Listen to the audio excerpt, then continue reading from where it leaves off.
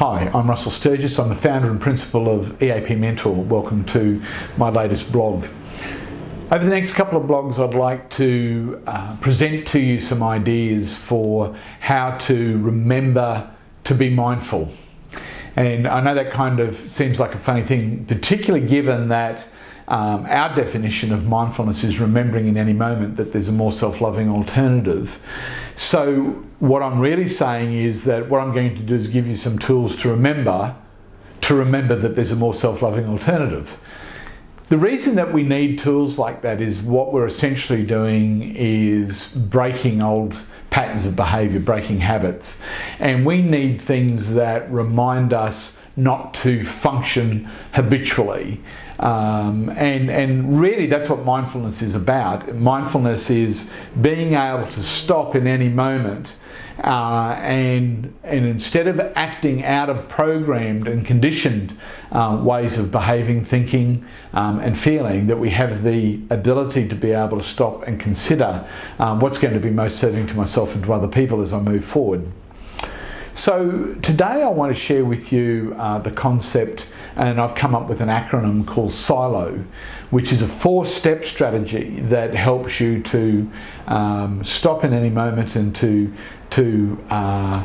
remember that you could be more mindful with whatever's being presented. And generally these are going to be emotionally triggered moments where there's a heightened sense of emotion with a sense of building thoughts and a desire to act that can play out in any scenario.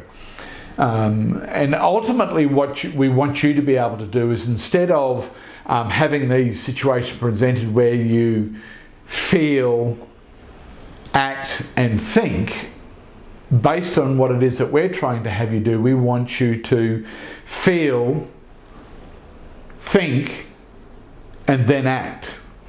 So in the first scenario where you feel, act and think, that comes off the back of habitual response. So in other words, I've already learnt how to act in certain situations in order to survive, in order to maintain my sense of feeling okay about myself or to protect myself from getting hurt. So I've already got a programmed set of behaviours in terms of how to respond to something where my feelings have been triggered one way or the other, for example.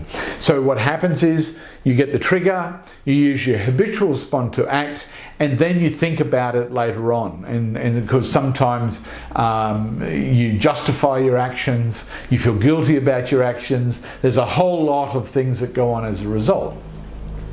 What I'm wanting you to do is to be presented with a feeling situation where before you begin to act, you stop and you think. And this is what mindfulness is about. And so what we're going to do is give you a tool to choose the thinking option instead of the acting option. And of course, once you've thought, then you can act.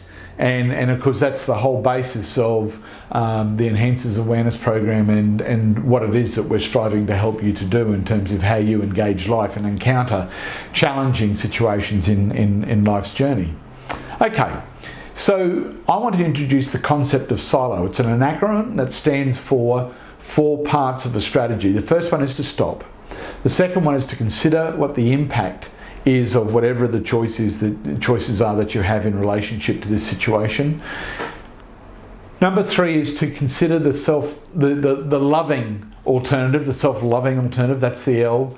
And O, take the easy option. So it's about options and the fact that you have choices, and what we talk about is following the easy option with awareness.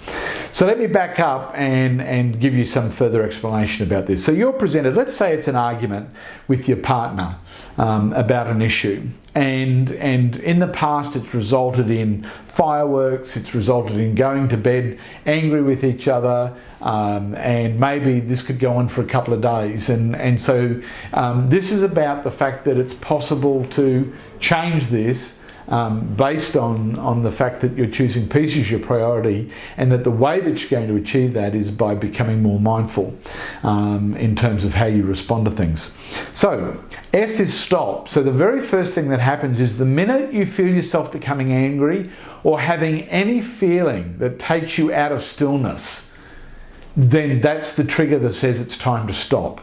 So literally, it's really simple. Stop. Don't do anything. Don't say anything. Don't act. Just stop. Even if it seems funny to everyone around you. You could be in the middle of rage and all of a sudden you're aware that you're in this place.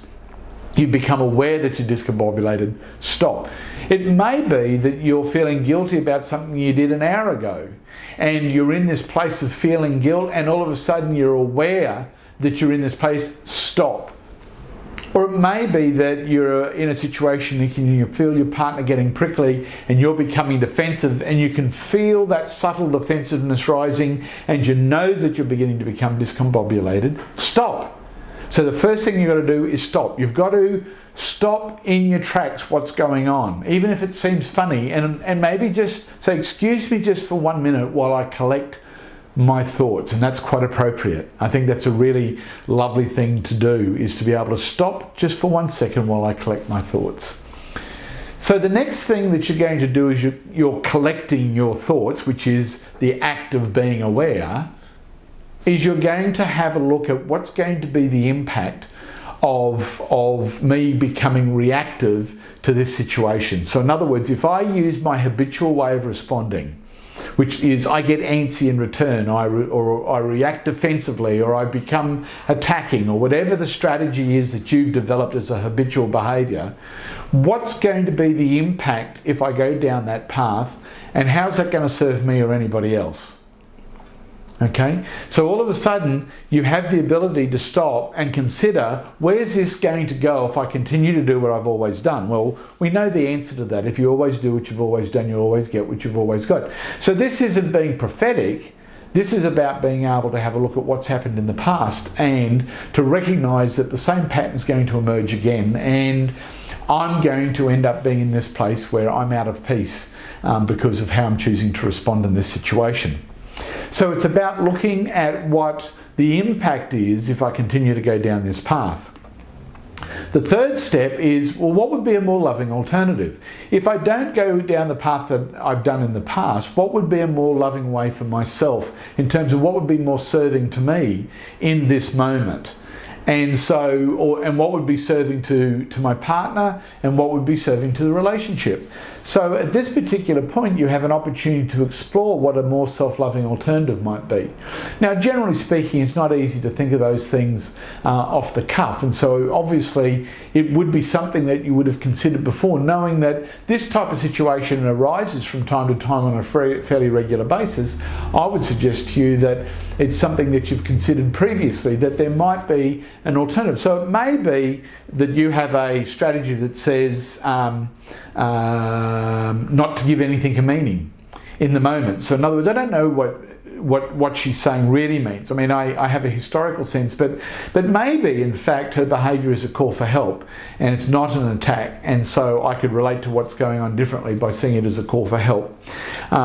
Maybe my response to what's going on is a result of my story and the fact that I'm not feeling good about myself, and this is compounding my lack of, or my feeling of feeling worthless or not having any sense of worth.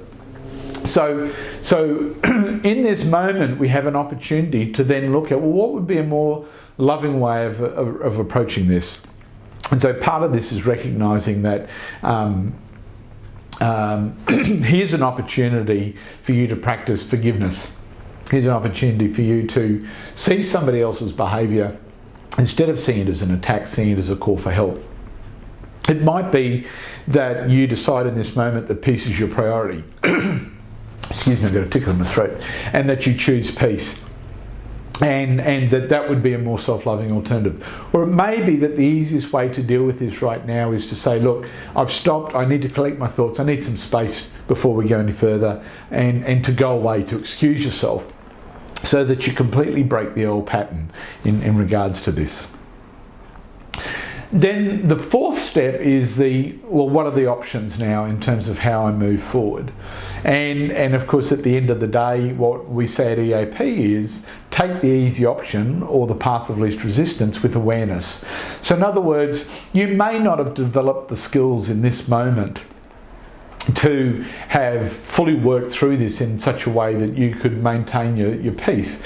But the easy option may be that you continue to embrace the feeling of anger, but in tempering it in how far you go with it, or choosing to walk away and and deal with it later, or coming up with any number of ways that might be an intervention that hasn't resolved the fact that you're still frustrated and annoyed, but it may have tempered the way in which you respond in this particular situation. Ultimately, the easy option is going to be what's going to be more loving for myself and others, given the circumstances in this moment. So let me just reiterate: silo, stop, right in the middle of whatever's going on, before, after, whenever it is. What's the impact if I continue to go down the path that I'm going down? What would be a more self-loving option? And then take the easy option with the awareness of what's going to be more serving to me and to other people. Really simple process. What